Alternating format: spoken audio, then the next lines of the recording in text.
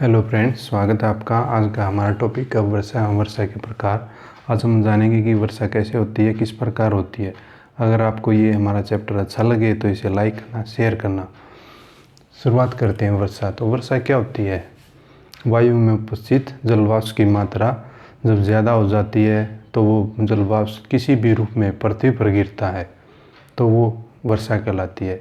अर्थात हम इसे ऐसे भी जानते हैं, जैसे जलवाष्प की मात्रा जब वायु में ज़्यादा हो जाती है तो जल की बूंदों के रूप में या बर्फ़ के रूप में पृथ्वी पर गिरना वो क्या कहलाता है? वर्षा कहलाती है। तो वर्षा संघनन विधि से होती है। किस विधि के द्वारा होती है? संघनन विधि के द्वारा। तो संघनन विधि में क्या होता है? वायु में उपस्थित जलवाष्प की मात्रा जब ज़्यादा हो जाती है तो जलवाष्प को बदल कर जल की बूंदों के रूप में या बर्फ़ के रूप में बदल कर पृथ्वी पर जो गिराना, वो संघनन विधि के द्वारा वर्षा होती है। ठीक है दोस्तों। तो जो ये वर्षा की क्या काम, वर्षा क्यों होती है, कैसे होती है, क्या कारण है? तो ये संघनन विधि से होती है वर्षा। आपको तो ये तो पता है। तो वर्षा के कितने प्रकार होते हैं आपको पता है? 3 प्रकार होते हैं। सबसे पहले संवहनीय वर्षा,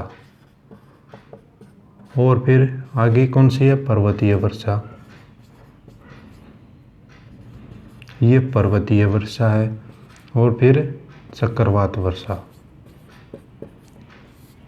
तो सबसे पहले हम संवहनीय वर्षा को जानेंगे। तो इसको हम कैसे जानते हैं? देखो, ये क्या है? ये हमारी पृथ्वी पर महासागर या सागर है, जो ये उसका जल है। और यहाँ पर क्या है? यहाँ पर ये सूर्य है। तो क्या होता है?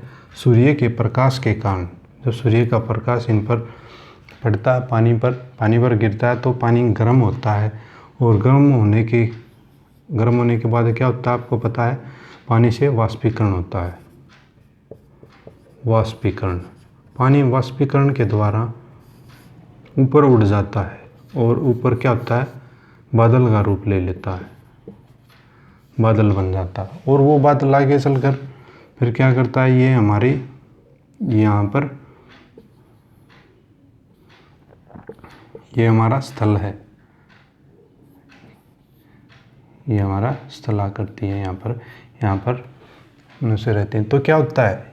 पानी के द्वारा जो वाष्पीकरण हो, वाष्पीकरण से बादल बने, और बादल हवाओं के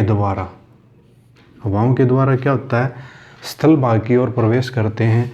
और स्थल भाग में प्रवेश करने के बाद हवाओं में जो तापमान होता है, तापमान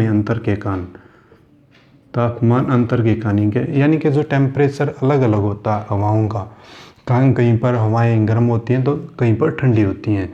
तो हवाओं के टेम्परेचर या तापमान के कारण वहाँ पर संघनन वर्षा होती है, संघनन विधि से वर्षा होती है। तो ये कैसी वर्षा हुई? ये नॉर्मल वर्षा हुई। तो जो संघनन विधि से जो ये वर्षा हुई, यहाँ पर क्या हुई? वर्षा हो गई। और वर्षा होने के बाद क्या होता है? कुछ जल पृथ्वी के अंदर चला जाता है और कुछ जल फिर से ही महासागरों की तरफ चला जाता है। तो ये जल चक्कर ऐसे ही चलता रहता है। जल चक्कर ऐसे ही चलता है, ये आपको पता है। तो इसमें कुछ नहीं है, ओनली वाष्पीकरण होएगा, वाष्पीकरण से बादल बनेंगे और बादल जो स्थल भागों की तरफ हवाओं के द्वारा जाएंगे और वहाँ पर जो हवाओं के जो तापमान में अलग अलग अंतर मिलेगा, हवाएं आपस में टकराएंगी और संघनन विधि के द्वारा स्थल भागों में वर्षा होती है। ये कैसी वर्षा है? संवहनीय वर्षा है। ये कैसी? नॉर्मल वर्षा भी बोलते हैं, ये नॉर्मल वर्षा है। फिर दूसरी सेकंड है पर्वतीय वर्षा। तो पर्वतीय वर्षा में क्या होता है? ये हमारे क्या हैं? पर्वत हैं। ऐसे ही पर्वत में होता है, ये हमारा जो सूरज है, सागर से क्या होता है? यहाँ से वाष्पीकरण बनती है, ऐसे ये वाष्पीकरण बन गई और ये यहाँ बादल बन गई। तो क्या होता है? ये बादल हवाओं के द्वारा, जब हवाएं चलती हैं तो बादल पर्वतीय क्षेत्रों में प्रवेश करते हैं और पर्वतीय क्षेत्रों में प्रवेश करने के बाद बादल इनको आगे नहीं, पहाड़ इनको, ये जो पर्वत हैं वो इनको आगे नहीं जाने देते। और धीरे धीरे ये जो बादल होते हैं, ये जितने भी पहाड़ होते हैं, पहाड़ सबसे ऊंची चोटी पर की तरफ जाते हैं, धीरे धीरे वहाँ से निकलने का प्रयास करते हैं। लेकिन वहाँ से क्या होता है, बहुत अधिक ऊंचाई पर ठंडी हवा होती है, और ठंडी हवा के कारण वहाँ पर जो वायु का दाब बदल जाता है, तो संघननीय वर्षा आरंभ हो जाती है वहाँ से। तो इसी कारण जो सबसे ज़्यादा जो बारिश है वो पर्वतीय क्षेत्रों में होती है, क्योंकि आपको पता है जो हमारा मेसिनराम है और या चेरापूंजी है, वहाँ पर विश्व की सबसे ज़्यादा वर्षा इसीलिए होती है क्योंकि जो ये बादल हैं, बादल पहाड़ों से टकराएंगे, वो आगे नहीं जा पाएंगे, और ऊपर की हवाएं आपको पता है ठंडी होती हैं, तो ठंडी हवाओं के कारण वहाँ पर जो संघनन क्रिया से बारिश हो जाती है और मूसलाधार बारिश होती है। जैसे हमारे ये क्या जम्मू कश्मीर में, उत्तराखंड में, और जितने भी बिहार में, मेघालय में, तो जितने भी पहाड़ी हैं वहाँ पर ऐसे सिंपल वे में वर्षा होती है। ठीक है दोस्तों। तो अभी चक्रवात, तो चक्रवातीय वर्षा क्या होती है, चक्रवात क्या होता है, ये आपने नोट डाउन कर लिया दोस्तों। ठीक।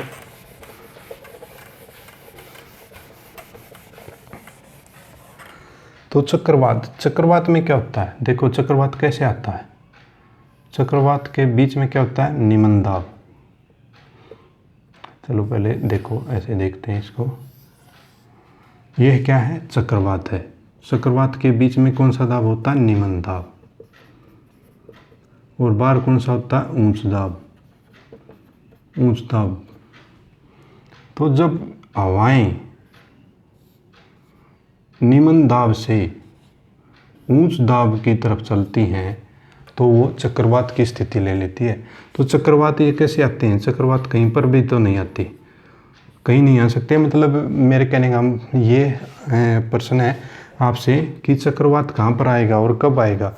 ये हमारा स्थल भाग है, और यहाँ पर क्या है, ये हमारा समुद्र का तट है यहाँ पर। तो चक्रवात कहाँ बनता है, चक्रवात वहाँ बनता है, चक्रवात वह विशेष क्षेत्र जहाँ का तापमान, जहाँ का वायुदाब सबसे अलग होता है, और उसके चारों ओर जितना भी आसपास का जो क्षेत्र है उसका वायुदाब भी सबसे अलग होता है। तभी क्या होता है, तभी वहाँ से जो ये चक्रवात का रूप ले लेता है।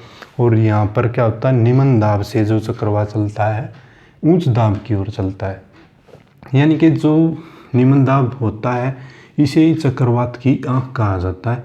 तो एग्ज़ाम में क्वेश्चन आया है, बहुत बारी आया है, चक्रवात की आँख। तो चक्रवात की आँख किस क्षेत्र को कहा जाता है, निम्न दाब क्षेत्र। यानी कि जो निम्न दाब क्षेत्र होता है ये सबसे ज़्यादा ज़रूरी होता है, क्योंकि जितनी भी जो भी बारिश होती है, बारिश का कारण निम्न दाब से ही दाब लगाता है ये। इसमें जो हवाएं हैं वो निम्न दाब से उच्च दाब की ओर चलती हैं। और आपको पता है कि भारत के जितने भी समुद्र तट से लगते स्टेट हैं वहाँ पर चक्रवात आते हैं, और वहाँ पर बहुत तेज़ बारिश होती है और बहुत नुकसान भी होता है, आंधी तूफान भी आता है। तो चक्रवात की आँख किसे कहा जाता है, निम्न दाब क्षेत्र को। जो निम्न दाब की जो क्षेत्र है, निम्न दाब हवाएं चलती हैं, उन्हें चक्रवात की आँख कहा जाता है। और चक्रवात के बाद फिर आता है प्रतिचक्रवात भी। प्रतिचक्रवात में क्या होता है, देखो पहले ये चक्रवात को ही देखते हैं हम, क्योंकि जो चक्रवात है, चक्रवात भी दो तरह के होते हैं। आपको पता है, एक होता है उष्णकटिबंधीय और एक होता है शीतोष्णकटिबंधीय। तो उष्णकटिबंधीय में क्या होता है, उष्णकटिबंधीय ये हमारी क्या है, ये हमारी पृथ्वी है, ये यहाँ पर 0 डिग्री अक्षांश रेखा है। तो ये 0 डिग्री अक्षांश से ये हमारा नॉर्थ है, ये हमारा साउथ है। 0 डिग्री अक्षांश से 30 डिग्री उत्तरी अक्षांश और 30 डिग्री दक्षिणी अक्षांश तक जितना भी क्षेत्र होता है वो उष्णकटिबंधीय क्षेत्र होता है। तो इसकी क्या कहाँ से कहाँ तक होता है, उष्णकटिबंधीय एग्जाम में आ सकता है 0 डिग्री अक्षांश से 30 डिग्री अक्षांश तक उत्तरी गोलार्ध में, और दक्षिणी गोलार्ध में 30 डिग्री अक्षांश तक। ये जो इसका अक्षांश के कई बार अक्षांश पूछ लेते हैं कितने डिग्री अक्षांश तक आता है, तो वो कितने 30 डिग्री। तो ये शीतोष्णकटिबंधीय क्षेत्र है। यहाँ पर क्या है, सबसे ज़्यादा वर्षा होती है, सबसे तेज वर्षा होती है शीतोष्णकटिबंधीय जितना भी नहीं है उष्णकटिबंधीय क्षेत्र में। शीतोष्णकटिबंधीय का जो क्षेत्र है वो है 30 डिग्री अक्षांश से 65 डिग्री दक्षिणी गोलार्ध, और ये 65 डिग्री उत्तरी गोलार्ध के बीच होता है, यानी कि उत्तरी अक्षांश के बीच होता है। तो इसमें ये भी क्वेश्चन पूछा जा सकता है कि शीतोष्णकटिबंध का कौन सा क्षेत्र है, 30 डिग्री अक्षांश से 65 डिग्री नॉर्थ, ये नॉर्थ और साउथ दोनों में होता है। तो शीतोष्णकटिबंध से कुछ ज़्यादा नहीं पूछे जाते, क्योंकि जो शीतोष्णकटिबंध में बस पूछा जाता है कि ये इसका आकार कैसा होता है, ये गोलाकार होता है, गोलाकार और अंडाकार, गोलाकार और अंडाकार होता है। और इसी तरह जो ये हमारे क्या नाम है, अभी हमने चक्रवात पढ़े, तो चक्रवात से क्या क्या होता है, चक्रवात के लिए क्या कंडीशन ज़रूरी है। ये तो था हमारे जो भी चक्रवात के जो 2 प्रकार हैं, उष्णकटिबंधीय क्षेत्रों में आते हैं और शीतोष्णकटिबंधीय क्षेत्रों में आते हैं। ठीक है, तो चक्रवात के लिए क्या क्या ज़रूरी है, क्या क्या कंडीशन ज़रूरी है। चक्रवात कब आएगा, चक्रवात आता जब जो जल होता है, यानी कि पानी का टेम्परेचर 27 डिग्री सेल्सियस से ज़्यादा होना चाहिए। और दूसरा, जो पृथ्वी के घूर्णन के कारण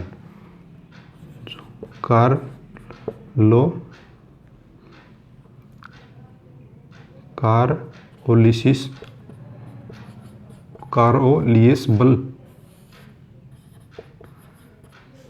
यानी कि जब जो पृथ्वी अपने घर्षण के कारण जो बल होता है, जो पृथ्वी अपने घर्षण के कारण जो बल पैदा करती है, उसे कारोलियस बल कहा जाता है। ये भी चक्रवात के लिए ज़रूरी है। और तीसरी कौन सी कंडीशन ज़रूरी है, जब हवाएं निम्न दाब से ऊंच दाब की तरफ चलती हैं, निम्न दाब से ऊंच दाब की तरफ चलती हैं, तो चक्रवात की स्थिति बनती है। और फोर्थ है, चक्रवात बनने के लिए 5 डिग्री अक्षांश से शुरुआत होती है, 5 डिग्री अक्षांश से इसकी शुरुआत होती है। और आपको पता है दोस्तों, जो चक्रवात हैं, चक्रवात में जो हवाओं की गति होती है वो 200 किलोमीटर पर आवर से 250 किलोमीटर पर आवर तक होती है। एग्जाम में ये क्वेश्चन पूछा जा सकता है कि चक्रवात में हवाओं की गति कितनी होती है। जो आंधी तूफान आते हैं 200 किलोमीटर से 250 किलोमीटर पर आवर की गति से आते हैं। तो अब ये तो था हमारा चक्रवात। चक्रवात की आंख से किसे जाना जाता है, उच्च दाब को या निम्न दाब को। राइट आंसर है निम्न दाब को, क्योंकि ये एग्जाम में बार बार क्वेश्चन आया दोस्तों, आपको याद रखना होगा। अब हम प्रति चक्रवात देखते हैं। ये तो था क्या, चक्रवात। और प्रति चक्रवात में क्या है, देखो ये इसका बिल्कुल उल्टा होता है, चक्रवात का बिल्कुल उल्टा होता है प्रति चक्रवात।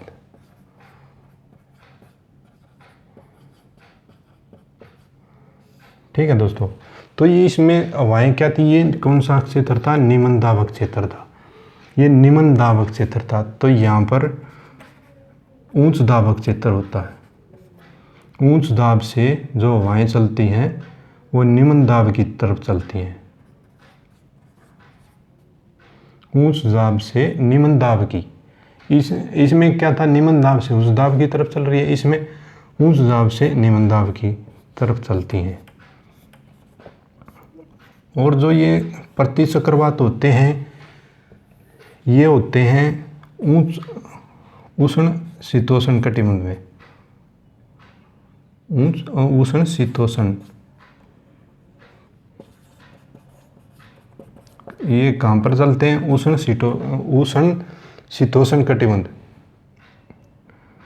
नहीं, ये दोस्तों ये उच्च शीतोष्ण में नहीं चलते, ये ओनली उच्च अक्षांशों पर चलते हैं। उच्च अक्षांशों पर चलते हैं, उच्च अक्षांशों के बीच, यानी कि चक्रवात के लिए कौन सी जगह है? उच्च अक्षांशों पर चलते हैं। और जो अभी हमने आपको बताया ये 0 डिग्री अक्षांश से 30 डिग्री अक्षांश उत्तरी और दक्षिणी गोलार्ध में, इन्हें क्या उष्णकटिबंधीय क्षेत्र में जो चक्रवात है, और 30 डिग्री से 65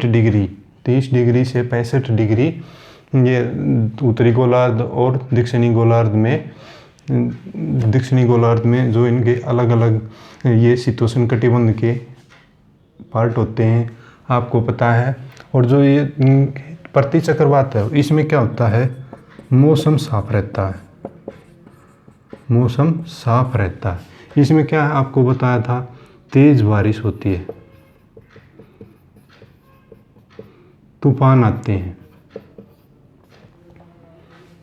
तेज बारिश आते हैं, तूफान आते हैं। तो दोस्तों अब इससे आगे है जो ये चक्रवात हैं। चक्रवात में क्या आता है? जो भारत में चक्रवात को किस नाम से जाना जाता है? भारत में चक्रवात के नाम से एग्जाम में आते हैं दोस्तों, ये याद रखना। मेक्सिको में और ये अमेरिका में चक्रवात को किस नाम से जाना जाता है? ये टाइफून नहीं, टोर्नेडो। और जापान में, चीन और जापान में टाइफून। और ऑस्ट्रेलिया में विली। तो दोस्तों ये कुछ चक्रवात हैं, ये आपको याद रखने पड़ेंगे कि भारत में चक्रवात के नाम से, मेक्सिको और अमेरिका में टोर्नेडो के नाम से चक्रवात को जाना जाता है। चीन जापान में टाइफून चक्रवात को बोलते हैं, ऑस्ट्रेलिया में विली। और जो कैरिबियन सागर है,